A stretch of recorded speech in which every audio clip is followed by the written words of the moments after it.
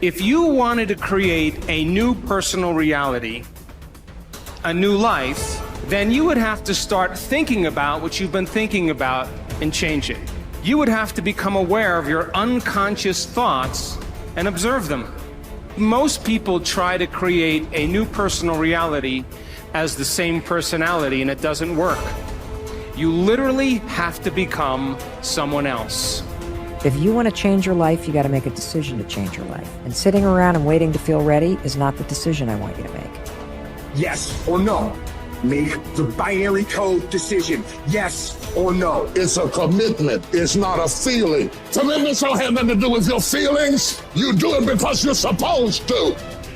So as you're looking at the choices that are before you, where you've got a path that's well-trodden, you've got a path that literally is invisible and won't become something until you step on it, you have to understand that that's what this life is meant to be, and that the only frustration that you will look back on with tremendous regret is knowing that you did what was easy, even though it wasn't you. You can do anything you want without limitation. Whatever it is that you decide you want to make come true in your life, you can do that. It is going to take an inhuman amount of work. You're going to have to be prepared to break yourself in half. You are going to have to learn more than anyone has ever learned. You're going to have to push yourself harder than anyone has ever asked you to push yourself before. You're going to go way beyond your breaking point. And why? Because as Malcolm X said, the future belongs to those who prepare for it today. In this life, to be successful, you always need to stay ready. Because your opportunity will come and go before you even know it. These are the moments, the opportunities that will come and pass us by. And it's about taking the time to prepare so we can capture the moment, so that we can win that very moment. Successful people know that if you stay ready, you don't need to get ready. You do not prepare to be against the world. You prepare to act reasonably within a chaotic world where not everybody is as well prepared as you are. The question is, will you do it for yourself?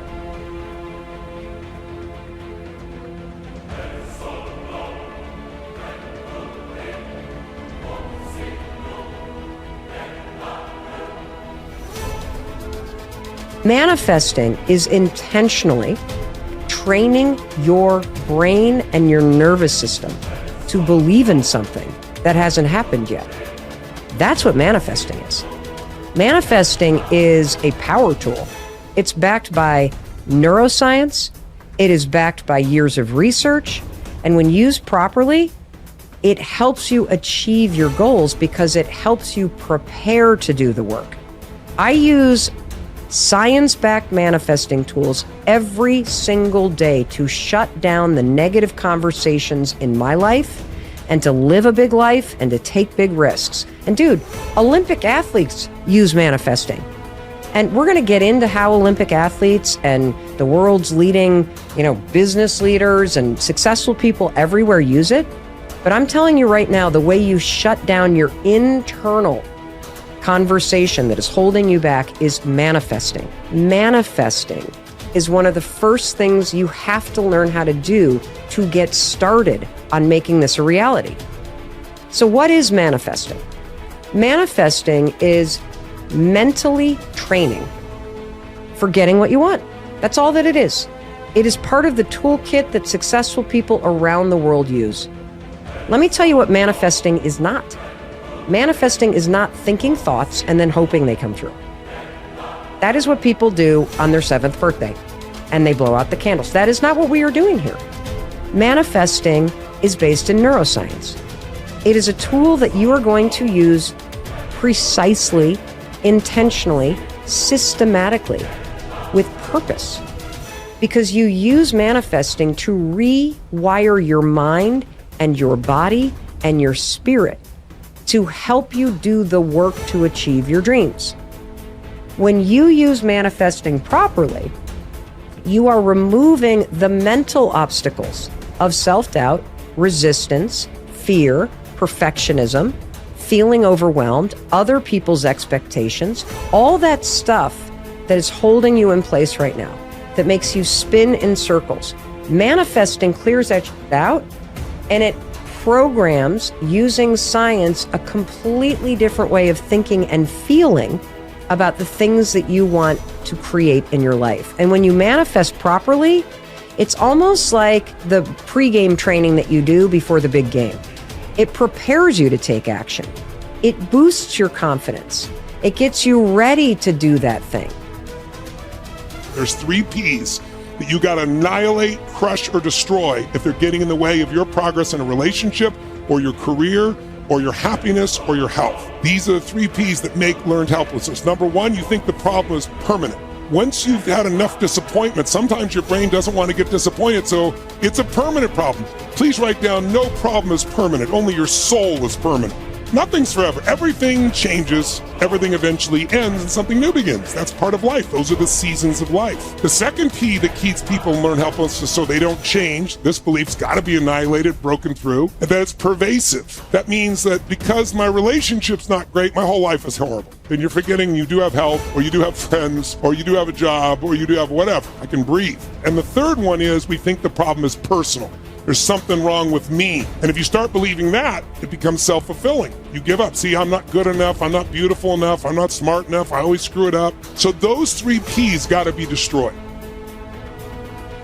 If we don't have a sense of purpose, then you're doing the thing you're doing just for the sake of doing it, right? Like I'm making money just for the sake of money. I'm turning this wrench just for the sake of turning this wrench.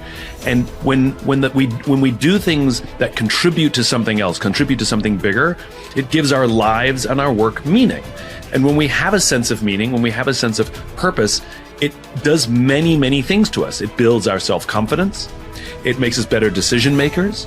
It makes us better in relationships. And at the end of the day, it makes us enjoy our lives and find fulfillment in our work. And I think so often, and I think there's a lot of people don't think about it this way. They don't think about what's the purpose of all of this. What's the reason I'm doing all of this? We usually default to, I got to pay my bills. That's a function, because I was told to do it, because everybody has to work, or because I'm just trying to, I want to make this company the biggest or the best. To what end? To what value? And so to truly understand purpose, I think, like I said, it sort of just has positive effects all over the place. In the real world, we miss. Sometimes by a lot, but we have to keep trying. The more we work on it, the better we get. The more shots we take, the more times we'll hit the target and the more good we'll do. When a philosopher, he said, is exhorting, persuading, rebuking, or discussing some aspect of philosophy, if the audience pour forth trite and commonplace words of praise in their enthusiasm and unrestraint, if they even shout, if they gesticulate, if they are moved and aroused and swayed by the charm of his words, by the rhythm of his phrases, and by certain rhetorical repetitions, then you may know that both the speaker and his audience are wasting their time, and that they are not hearing a philosopher speaking but a flute player performing. But this inner battle, as Martin Luther King Jr. would later call the Civil War between the North and South of our souls, rings true to any person with a shred of self-awareness. We have competing parts within us, and what matters in life is which side we choose to turn ourselves over to. One must design one's life, Posidonius said, to live contemplating the truth and order of the universe, and promoting it as much as possible, being led in no respect by the irrational part of the soul comes his way. A wise man can make use of whatever comes his way, he said, but is in want of nothing. On the other hand, he said, nothing is needed by the fool, for he does not understand how to use anything, but he is in want of everything. There is no better definition of a Stoic. To have but not want, to enjoy without needing.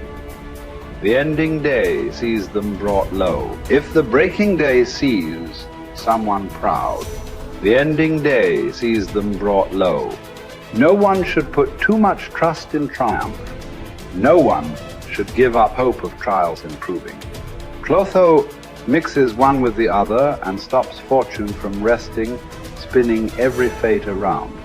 No one has had so much divine favor that they could guarantee themselves tomorrow. God keeps our lives hurtling on, spinning in a whirlwind,